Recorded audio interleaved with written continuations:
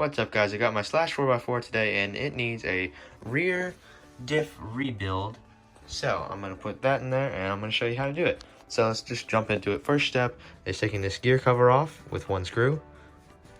Then you want to take the whole rear assembly off like that by removing two screws right here and there on top, and then on the bottom of here it'll be on this little skid plate thing, it'll be this one and that one. So this stays, this goes bye-bye. First, what you're going to want to do is take off these bottom 4 screws. 1, 2, 3, 4. They are 2mm. And then it'll be these two right here. You're going to want to take off the bumper with that screw. And if you have a sway bar, these two right there. So right there or there will be fine. Then you're going to want to take off these 2 screws up here at the very top of the shock tower. That one and that one. And then you can't see it that well, but it's that screw right there. And then the opposite side, that one right there. So I'm gonna do all that in a time lapse, and then after I did it, if I missed anything, I'll explain.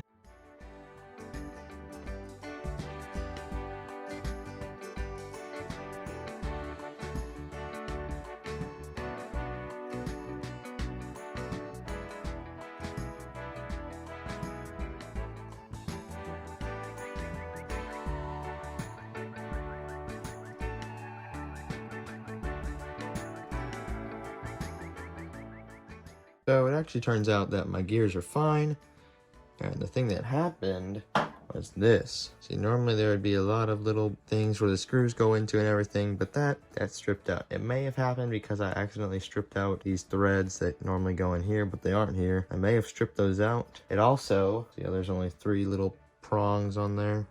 Should be 4. It's in there.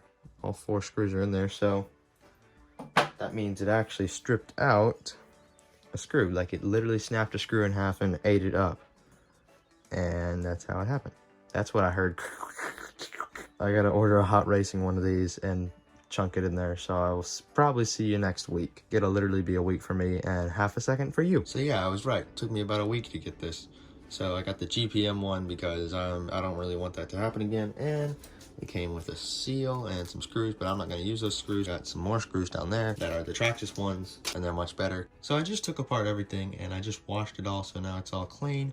And so I just ripped open the package of the new stuff and realized I have this, and I don't need this. So I don't know what this is for, but all the other gears in the pack, 6682X, are the exact same that you need to rebuild your slash 4x4 differential. But this, if yours come with that, I don't know what the heck that is, and you don't need it. So first of all, you're going to want to grab your main differential piece and put one of the longer pin things with the gear on it into there with no washer. You do not need a washer. It just slots into there just like that, and it should roll free. But then on the outside, you do need this little metal washer that they give you. It's pretty thin.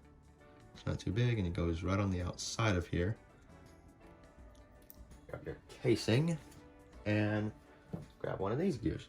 But this one needs a little washer kind of thing on the inside of it before you put it into your cup. So it goes on like this, then it goes straight into there, out the other side. And then also you need another one of these things. There we go. I'll just put this on last so it doesn't fall off. So now get your 2 other gears, put them on the thing, like put them on your little rod like this, and then plop them right into here in this little slot, this one on this side, and just plop them right in there like that. Spinning freely, but I definitely do need to grease it up, and I obviously will. Okay, you guys, so I got it all in there.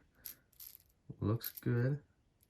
So now I'm going to use some shock oil. It's the same kind of oil. It's 40 weight. Then we got to fill it up with oil, and bubbles will come up, and you just want to move it around so all the bubbles go away. This isn't very thick stuff. You don't want to use super thick stuff in your differentials, I think. At least I don't. I'll fill it up kind of to the top. So I'm just going to do this until I don't see bubbles. Now that basically all the bubbles are out, I can take this gasket and put it around here so that it fits like this, lining up with the holes, and these two little slots fit in between the other two little slots, just like this. So there's two little slots right there. This pointy part goes in between them, also on the other side as well, and then obviously line up the holes with the screw holes. I shall take my ring gear with the other gear inside. Make sure you look down upon it so you can really see what's going on. And then do them up the last little bit with the driver. To be honest, I think it's a little bit too loose, so I'm going to get some 200K weight that I have and mix a little bit of it in with this, just so it can tighten it up just a little bit. And also when I push them in, it doesn't turn. When I pull them out, it turns. So push it in, doesn't turn, pull it out, turns. Put the 200K weight in there and it's much better. I like it how it is. So now you're going to want to take your big chubby bearing and put it on this side where the ring gear is, and just push it down and it's on there. So then you're going to want to get your skinny one with a bigger hole in the middle and put it on the side of the diff casing like that. They spin freely, very nicely. These kept falling off, so I just took them off. You're going to want to put those little spacers on. So now your differential is fully rebuilt. And now I got to get it back in the diff case and back in the car. So first thing I'm going to do is put on the axle shafts. So I've got some MIP axle shafts. Since the grub screws are going into metal, I need to use some Loctite, and I'm going to choose blue Loctite because I don't want that coming undone. Okay, we're spinning nice and freely, and I hope I never have to take off the drive shaft again because I actually stripped that screw out, and that is an extremely strong screw. So it spins nicely, everything is nice and free. I get to grab this and also my diff case. First, I want to show you how to put this in. So this is the rear. It has a little R in there. You probably can't see it, but it's right in the middle. So rear will have a little R and front will have a hole in it. So it goes like this toward the front of the car. It goes like this toward the front, and rear, you're gonna want to put on like this.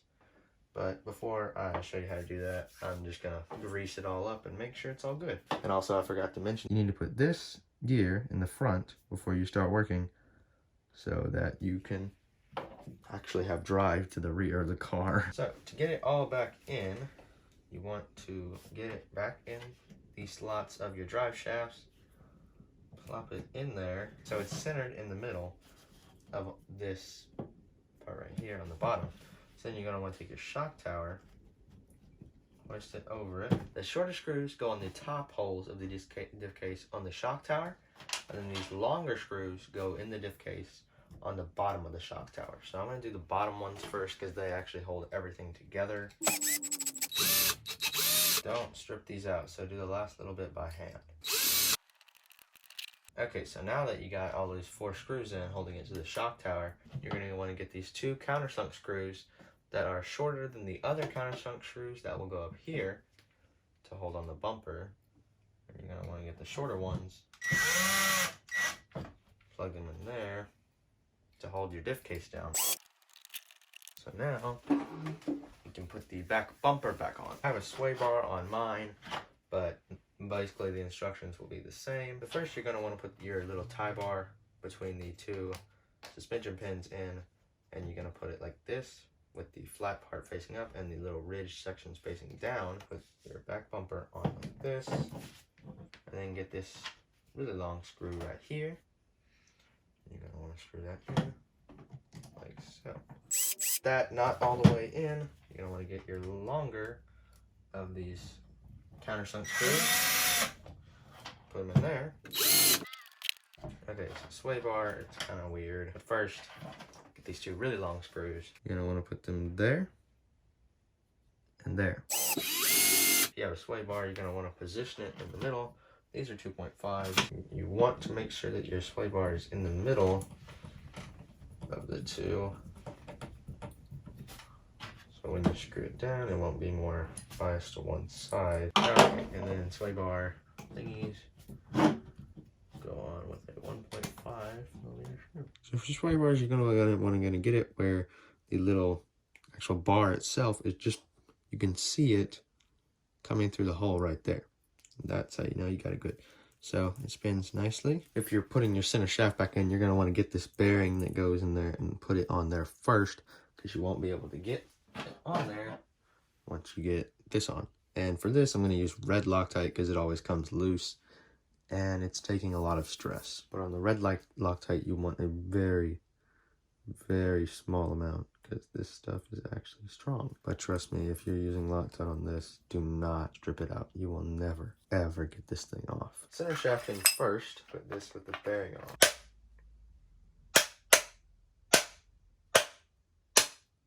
Bottom two. And if I've taught you anything, you at least have to remember that I told you to tighten it up by hand at the end, right? Tires and bodies really do change the car. So, overall, really good. Works perfectly. Center shaft is fine. It's all good. I'm going to be happy to try out these tires. New video coming soon. Oops. Works very nicely. So guys, thanks for watching. Hope I helped you out. And maybe subscribe if you're new, because I gotta get a 100-mile-an-hour Rustler, and I got loads of other things coming. So, guys, thanks for watching. Don't forget to comment, like, and subscribe. Bye.